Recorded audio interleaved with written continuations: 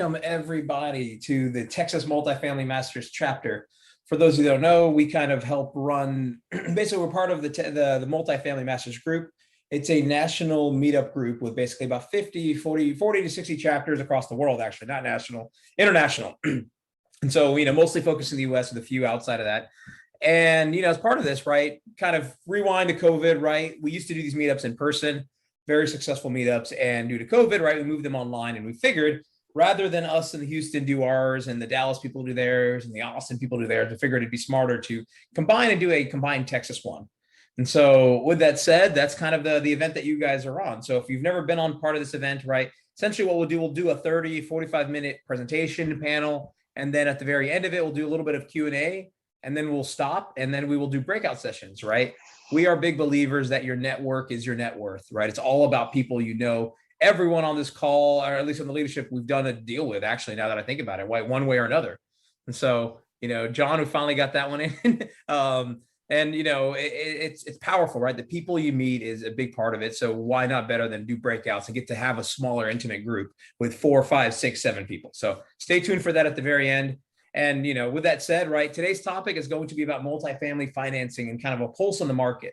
And so who better than Anton Mattli to speak on that? We'll have him kind of go over that presentation and introduce himself here shortly.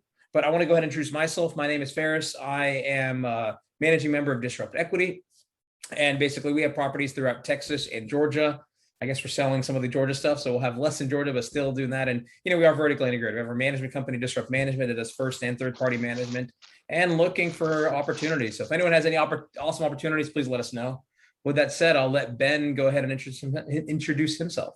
Hey, everybody. Ben Suttles, the other half of Disrupt Equity.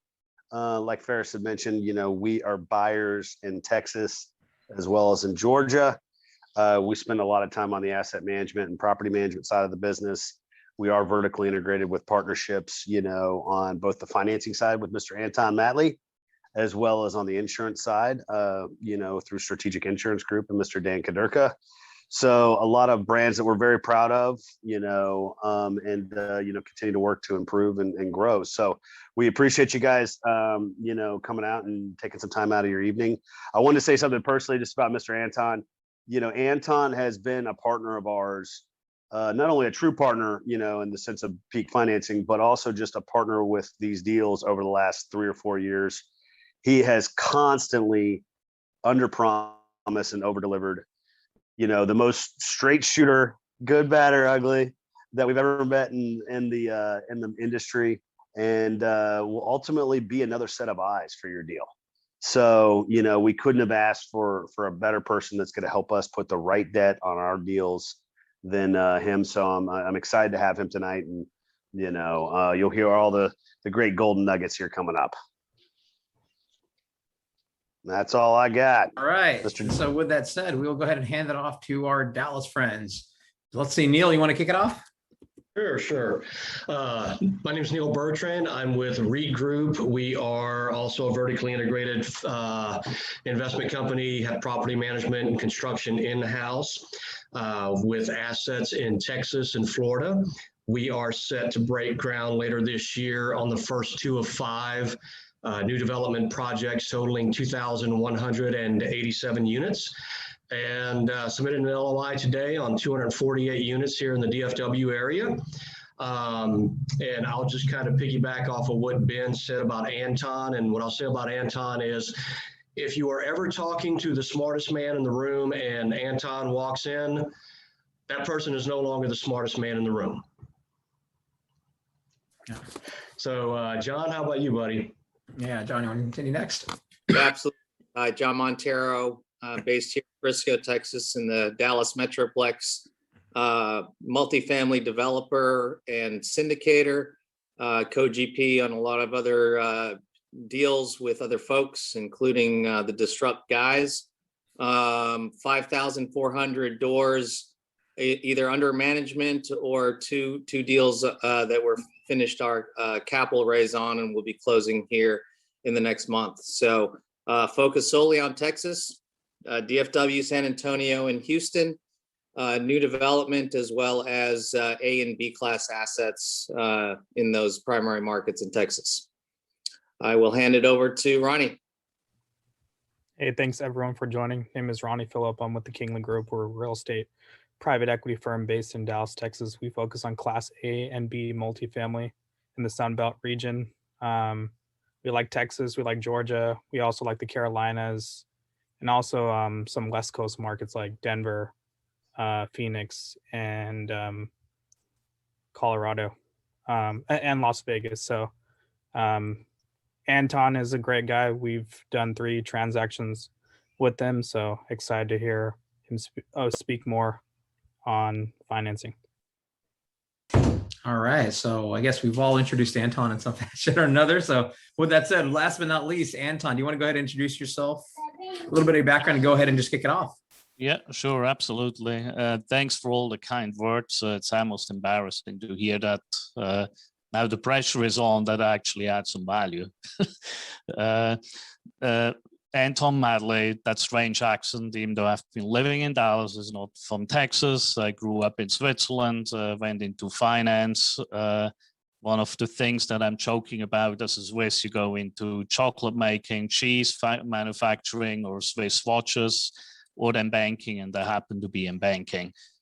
So that's how I ended up with finance. Right out of school, I worked with some of the largest investment banks in New York, Tokyo, and Hong Kong.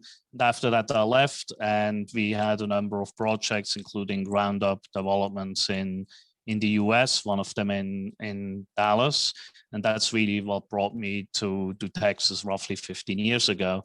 And as part of that, because I've been working with family offices and high net worth individuals during that time, the debt side has always been a big issue. And that's where, in parallel to work on projects, we also have become much more involved on the financing side.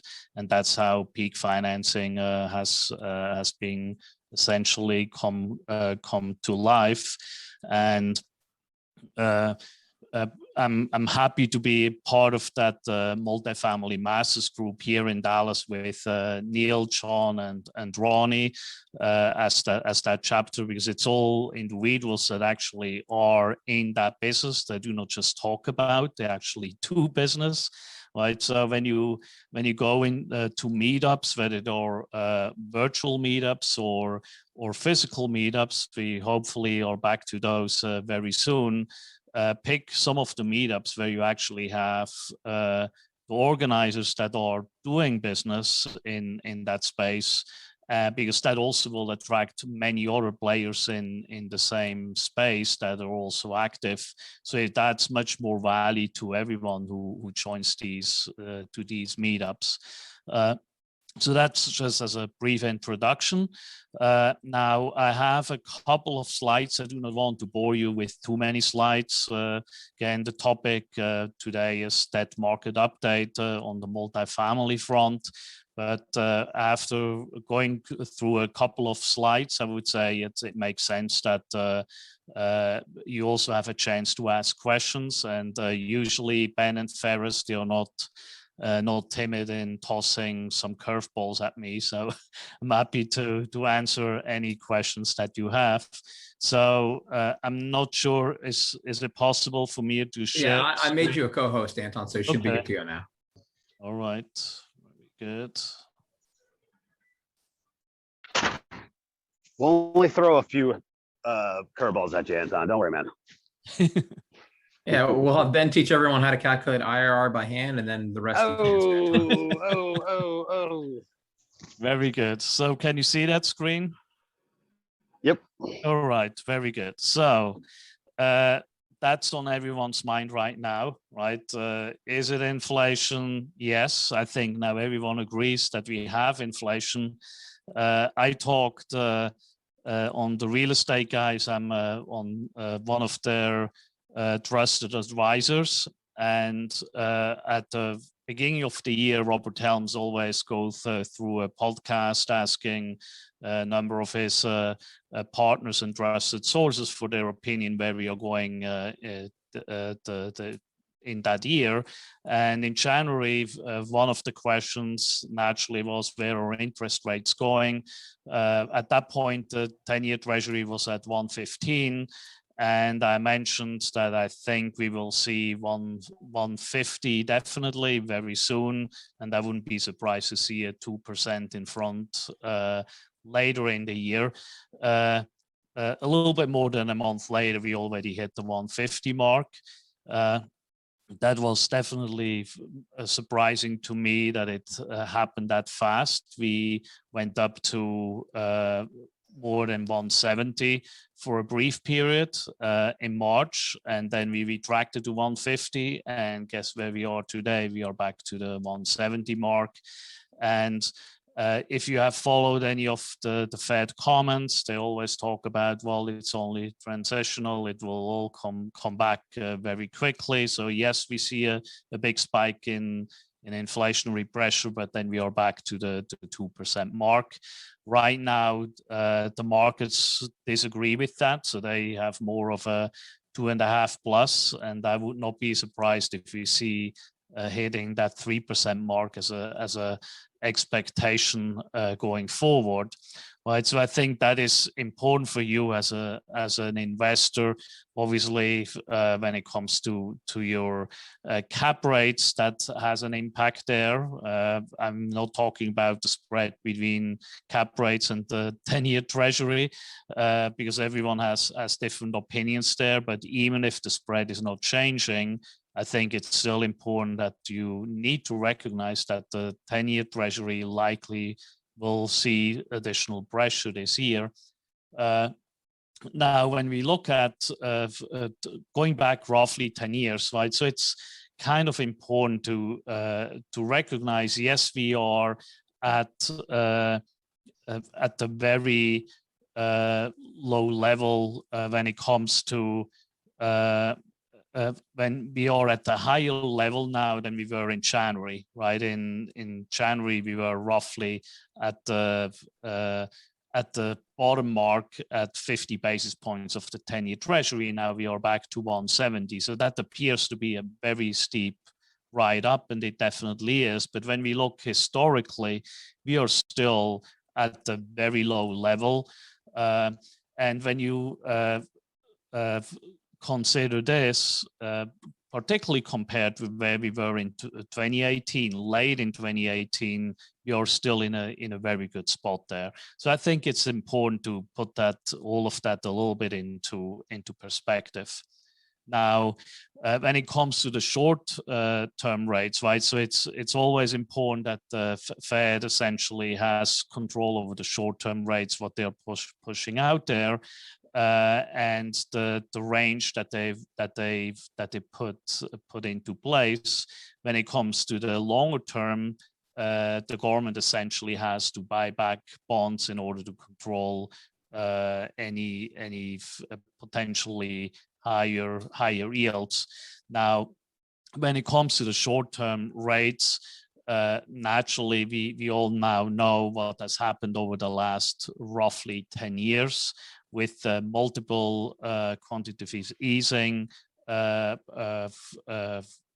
approaches that the U.S. government has taken, and everyone else around the world has taken. So what we have essentially are short-term interest that we have never seen before, right? We have had, when you look on the left side, right, we have had in the late 80s, we had the savings and loan crisis, and then the recession that moved into the 90s. Obviously, as always, the government pushed rates down and the short-term rates came down. Then economy improved. Then we had the dot-com bubble. Same thing has happened. But even there at the bottom, the rates were never getting that close to essentially zero, even during the worst of that time. So we have really never seen anywhere in the US nor anywhere in the world a situation where all the major governments around the world have pushed the short-term interest rates to zero, and in some instances particularly with Japan, Australia, and some European countries where we have negative interest rates. So, and this has not been just a short period of time. We essentially have seen it now at these massively low levels over the last majority of the last 10 years. And then we have seen slowly an uptick because everyone felt now we have an improvement in economies around the world. That went up into the 2018, and then in 2019, everyone got a little bit more concerned. And frankly speaking, I was also concerned at that point where I think we will see a slowdown in 2020. Naturally, that slowdown came, but that slowdown had nothing to do anymore with any of the economic elements. Obviously it was COVID-19, and as a result, we are now down to the absolute bottom on the short-term rates in Europe, in Asia, as well as in the US. Now the question is, are we going to see an uptick there? Obviously, that's a big question, and that comes back to the first question: with is the inflation that we already have seen now, is that transitional, or is it just a brief period and then we are back down? Obviously, from a Fed perspective and every other government around the world, they hope that it will be only short term, because the last thing that they can afford for them, as well as the economy, for interest rates to go up. So they have all the interests in the world to keep the interest rates down. So it's important to recognize that, yes, the inflation pressure is there. Yes, the 10-year treasury and longer term yields, they will likely go up. The government has a very strong focus on keeping the short-term rates down. What I also believe what is going to happen, and we just do not know whether the US government will do that or not, but we certainly have seen it with multiple governments, including Australia, Japan, and some others, but Japan will see certainly the front runner on this, where they set specific targets for the 10-year treasury, and whenever the treasury yield went higher, then they started intervening with in the market to make sure that the treasury yield, their treasury yield, will stay in that band. I suspect that the US government is going to do the same. So I would not be surprised again to see a 2% on the 10-year treasury.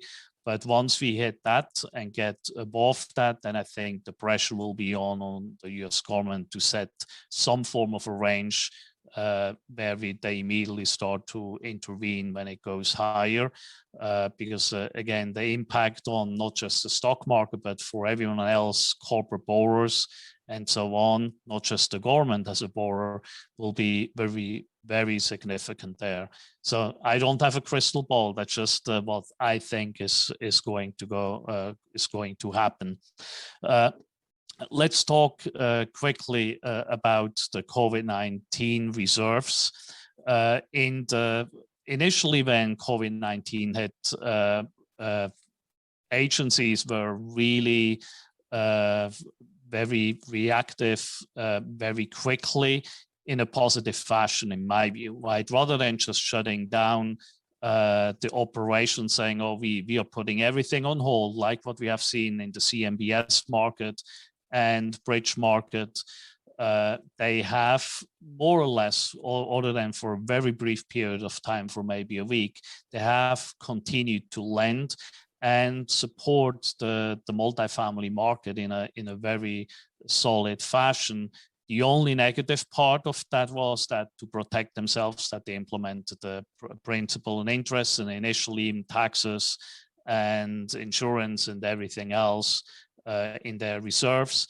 In the meantime, having seen that rent collections have improved, we have seen some weaknesses in December, January, and February, but overall nationwide, rent collections have improved again, and as a result, both Fannie and Freddie have retracted a little bit on their COVID reserves. Freddie a little bit stronger. We'll talk about that later than Fannie. So Fannie officially is still having 12 months of principal and interest. For small balance, it's still 18 months, and that is not really a surprise when you see where all the problem cases are. A significant number of loans that are on a watch list and have problems are in the so-called small balance space, which is up to the $6 million mark. So there we do not really see that much of a change. However, both Fannie and Freddie have already indicated that they are likely loosening it, but no one really knows when they are doing it and what they are doing. What certainly is happening, and I think that is what is really important, is that if you go in with a waiver request for principal and or interest waivers for that COVID reserve, either reducing the month or at least get it just for interest only, it's important that you pick the right lender that it has the ability to actually put that request through. So as always, as we always say, pick the right horse. And when it comes to the COVID reserves, it's definitely the same thing. Now on the Freddie side, they already have improved their reserves already. So now we are down for the conventional side. We are now down for 6 months for acquisitions, a full leveraged acquisition, 9 months for refis. So that's already much better. Also, if you have more than 2 years of interest only, you will likely be able to get a waiver for the principal piece. So now it's only the interest rather than principal and interest for those months. So that's once again a significant benefit. So ultimately, you might be with a Freddie conventional, you may end up with a fraction of what you currently would have with a Fannie. And as a result, Fannie naturally recognizes that, and that's why they're also willing to grant waivers a little bit more liberally. Naturally, they do it in the stronger markets as well as with stronger sponsors. So if someone is relatively weak sponsor, and it's a secondary and tertiary market, they will likely not be that forthcoming with their waivers. But you definitely will be able to get those. Now, one thing you certainly have to recognize here too, Freddie SBL is always still behind when it comes to these reductions. It's still at 12 months, and there again, because the small balance loans have more issues than the conventional loans, they have not really made any changes there. So just be aware of that. So generally, if you are in a situation where you can pick between conventional and small, very often the conventional is definitely a benefit there. However, as some of you probably also know, Freddie SBL in particular has some very attractive features where even though you may have 12 months of principal and interest, it may still be worthwhile to go in that direction. So let's have a quick look, just a snapshot. We could talk about interest rates for dozens of programs for a long time. So I just wanted to give a quick snapshot and also a little bit my comments to what you typically see when you all see these term sheets floating around, that you have to be aware of some of these elements, right? So when it comes to agency loans, obviously 10-year fixed conventional is the bread and butter, right?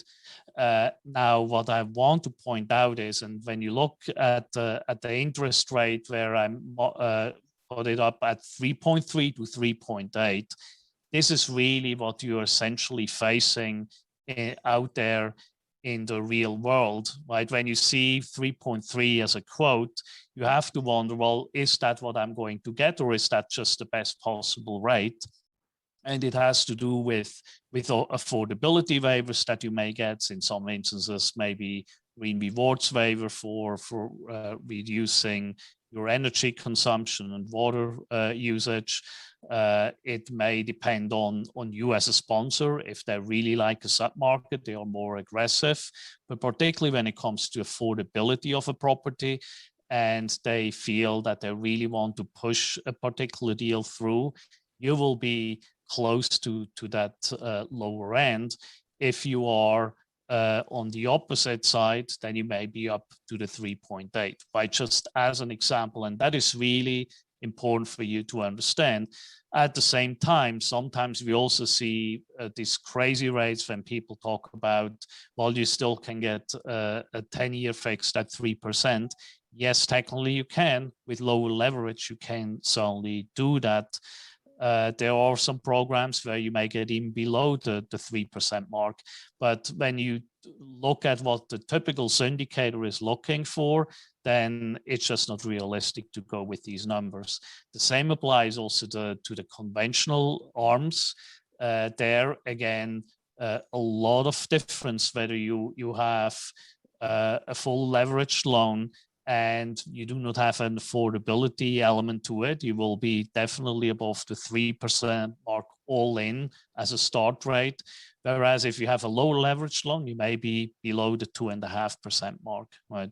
So just be aware of that. Now, when it comes to the small balance programs, the difference there is actually even starker, right? So depending on the situation, depending on whether you go with yield maintenance, whether it's a top market, whether it's a very small market, whether you take interest only and so on, your interest rate for a fully leveraged small balance loan can be as low as 3.5%, or it can be as high as 4.5%.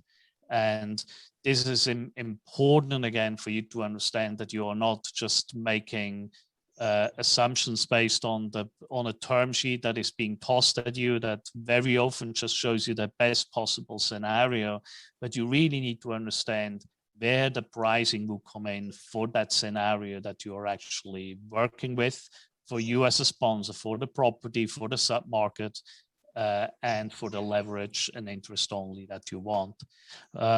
So that's kind of just a brief overview. And why don't we go to some questions, Ben and Ferris?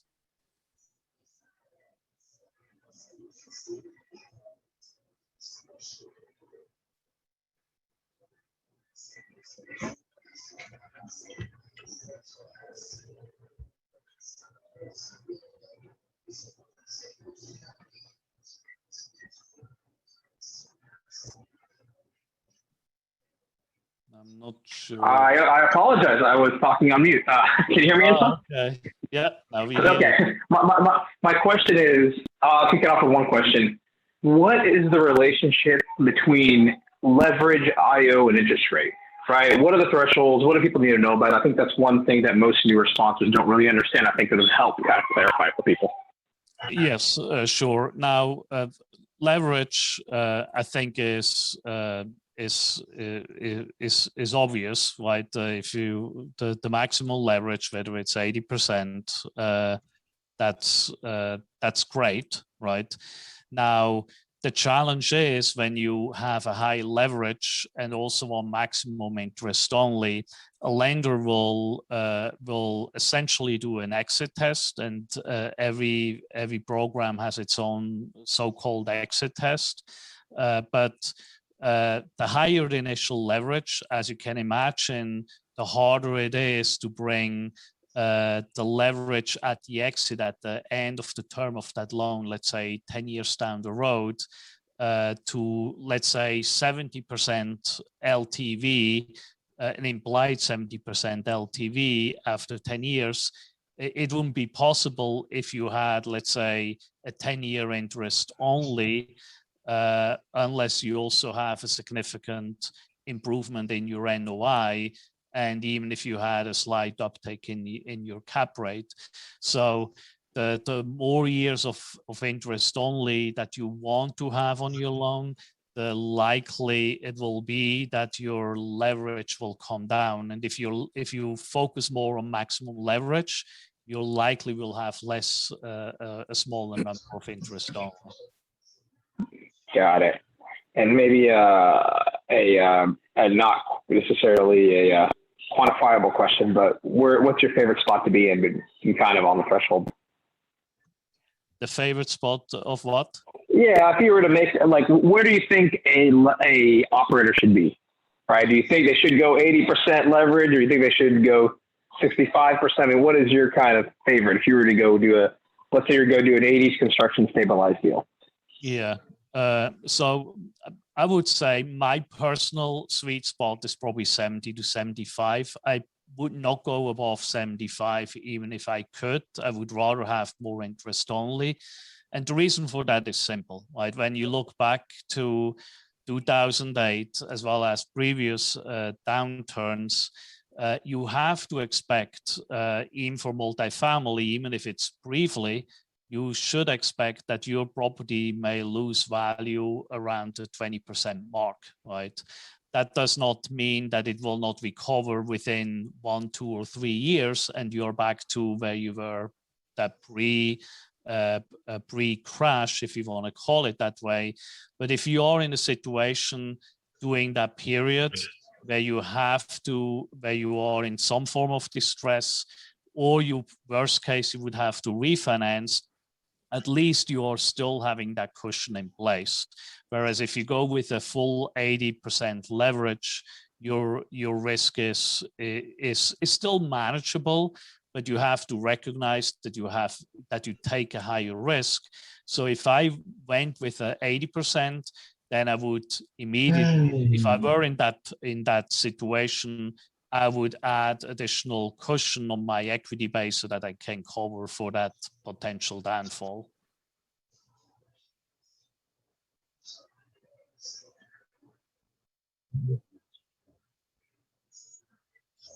Now, naturally, that's when we talk about the stabilized property, right? So when we talk about a bridge loan, then it's a very different story, right? Because every single bridge loan has its own characteristics. There are some bridge loans where we have seen borrowers taking out 80% leverage plus for essentially stabilized property with relatively little upside. So there I would say that's probably not the best strategy unless you have the ability to inject more equity at any given point. So if you really have a strong balance sheet, then it's okay. But the typical syndicator, I would not recommend that. However, if there is truly strong upside with the property and you're able to stabilize the property within a year or a year and a half, and it justifies that 80% bridge leverage, then I would say you're still fine.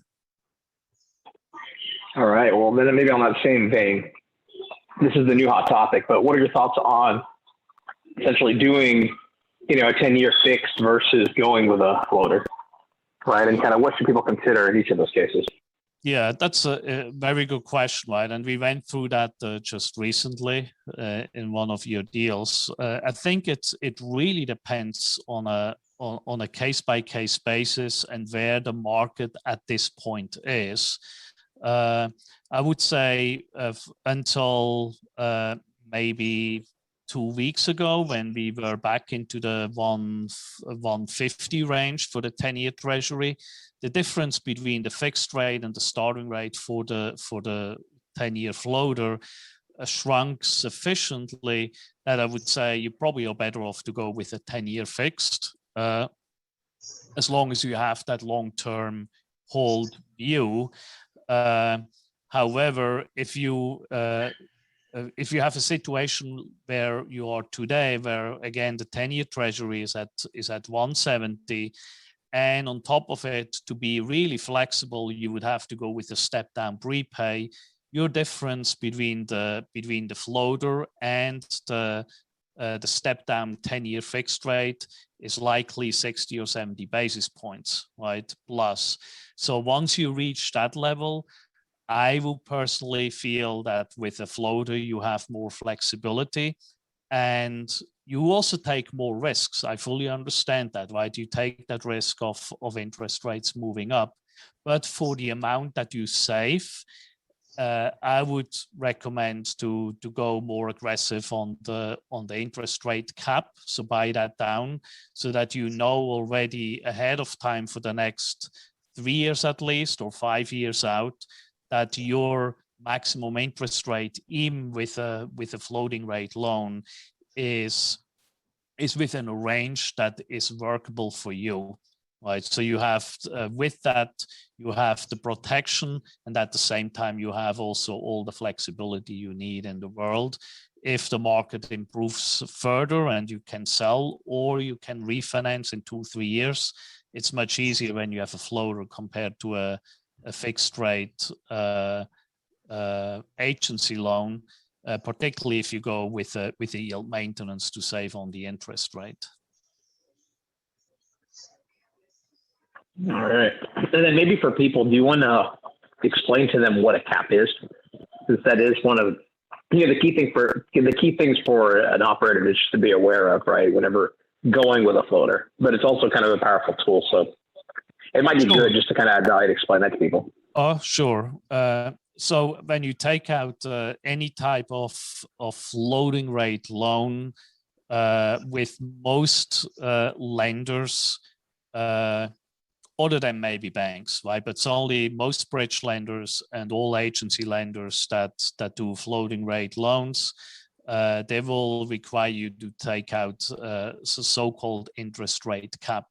They are not selling that cap in most instances. There are some embedded caps with some programs, but in most instances they are not. So they essentially tell you need to go out into the marketplace and buy a so-called interest rate cap. So what does that mean? You would buy, let's say the loan is based on LIBOR, right? We are moving away from LIBOR, but most people still know LIBOR, which is the London interbank borrowing rate, overnight rate. So let's say it's at 0.1% today. Now the lender will tell you, and the spread over for the loan, let's say, just to make it simple, is 3%, right? So now the overall interest rate to start out would be 3.1%. Now the lender says, I think we are comfortable for you to pay an interest rate of, let's say, 5%. Right. So now that means is that with that spread of 3%, then I would say we need an interest rate cap that you're buying that is at 2%. So so you will go out and buy an interest rate cap on the LIBOR at 2%. Usually it's for 3 years. That's what they require. And that's a completely separate transaction. But what essentially would happen is you pay a premium up front for that protection or interest rate cap. So as the market moves along, and as long as the interest rates, LIBOR, is under that 2% mark, nothing is really going to happen, right? So you continue to pay your interest on your loan, depending on where the interest rate index is, right? So let's say the 1 month LIBOR moves up to 1% and your spread is still 3% as per the loan agreement, then you will pay 4% on that, or during that particular month of that loan. When the change is going to happen is, let's say the 1 month LIBOR jumps up for whatever reason to 2.5%, right? So now you will pay the lender 2.5%, which is that index rate, plus 3% as a spread. In total, you will pay the lender 5.5%, right? So that's what you will pay that lender that particular period. So now, because you took out the interest rate cap, the counterparty for that interest rate cap agrees to pay you the difference between the 2% cap that you bought and the prevailing rate on that during that period, which happens now to be 2.5%. So even though you pay 5.5% to the lender as an all-in rate, you will get an amount that equals to 0.5% from that separate counterparty with whom you entered into the interest rate cap. And that is obviously changing every single month when you are above that 2%, where that counterparty will essentially pay you the difference between the maximum rate that between that cap and the actual rate that takes place then. So that net means that your maximum interest rate during that 3-year period, if it's a 3-year period that you took the rate cap out, would be 5%. Yeah, and maybe simplified for most people, it's just mitigating, it's insurance for the upside risk, right? Or someone else is going to take on that liability. Got it. So maybe then one more question, and if people have questions, please go ahead and ask them. And I think this is a common one as well. What is a CMBS loan? What is an ARM, right? I think those two things that people hear from time to time, and, always curious, but it'd be good to kind of get that clarification. Yeah, sure. So since we talked about the floating rate and ARM, right, it's really floating, and adjustable rate mortgage is essentially the same thing. All it means is that the rate is not fixed, right? So you start out with, let's say, with a 10-year Freddie floater at 2.9% or whatever it is, and in a month from now, the rate is going to be reset based on where the underlying index rate is, and it's going to be adjusted every single month, all the way to the maturity of the loan. CMBS is a collateralized mortgage-backed security, and that is in the real estate financing world. That is essential. CMBS is used for loans that are securitized into the private market that are not Fannie and Freddie. In reality, though, even the Fannie and Freddie loans are also mortgage-backed securities. It's just that, so for whatever reason, when we talk about CMBS loans, we generally do not talk about Fannie and Freddie because they are their own animals. But in the real world, their securitization is essentially still a CMBS. All right. Yeah. Great answer. Great answer. So just to be clear, right? What does CMBS really mean, right? Whether it's for Fannie, Freddie, or for a privatized deal. And by the way, it also happens with bridge loans. A majority of bridge loans are all securitized too. They are not called CMBOs; they are called CLOs. That stands for collateralized loan obligation. But ultimately, at the end, all of them are securitized and in a very similar fashion. There are some differences in the ways they are securitized, but ultimately it's the same thing. So what happens with all those is that someone is originating these loans. They typically have their own funds, in most instances not, so they borrow from someone so that they can fund your loan for your deal, and then they put it on their balance sheet.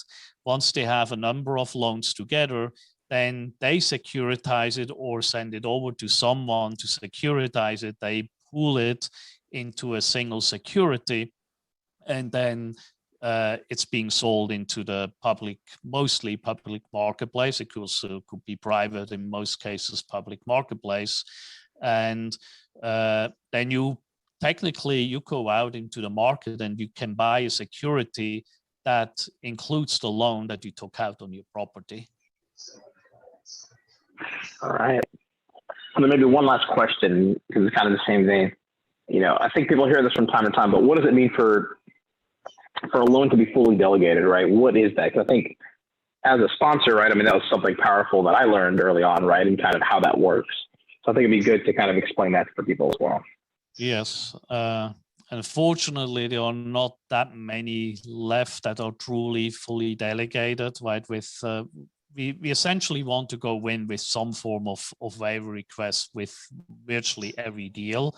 And that's not really a surprise because the prices have moved up so much that we have much less of a cushion in most deals when it comes to leverage or interest only, you name it.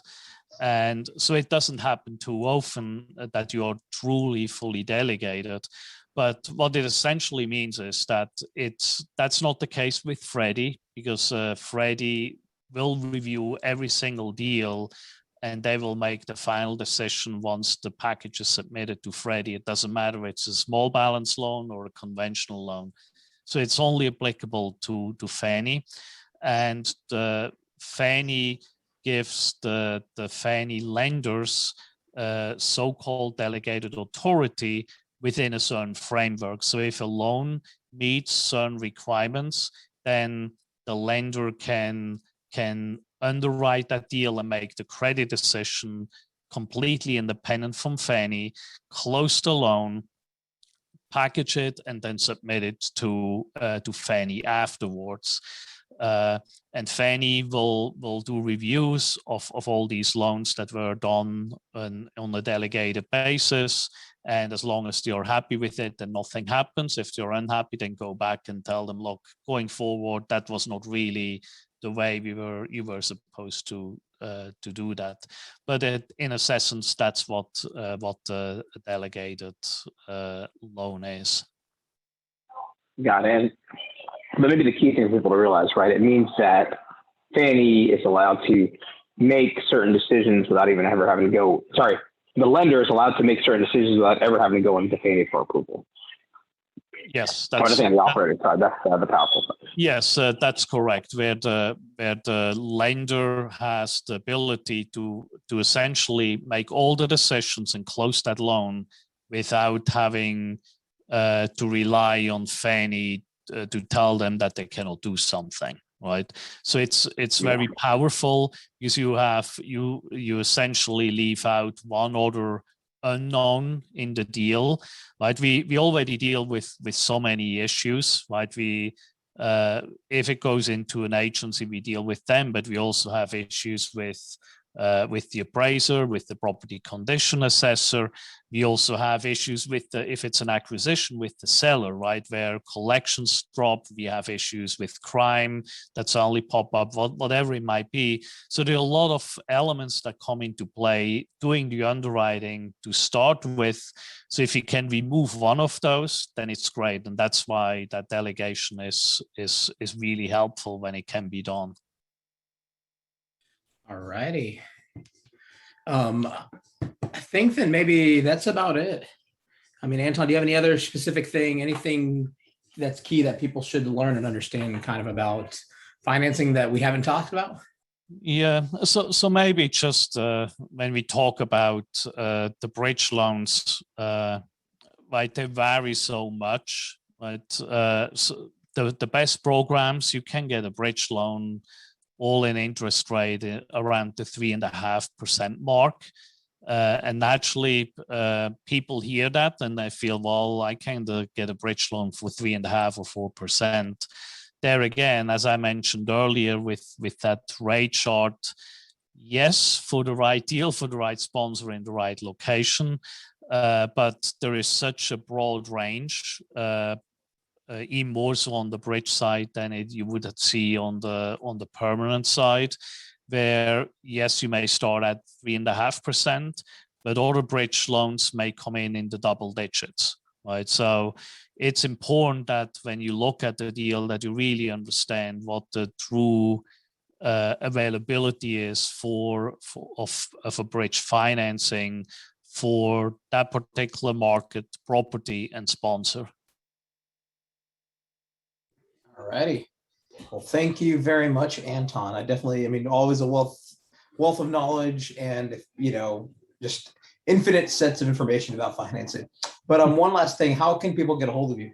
If they have any questions or anything they want to follow up with? Yeah, so the easiest is my email. It's anton@peakfinancing.com.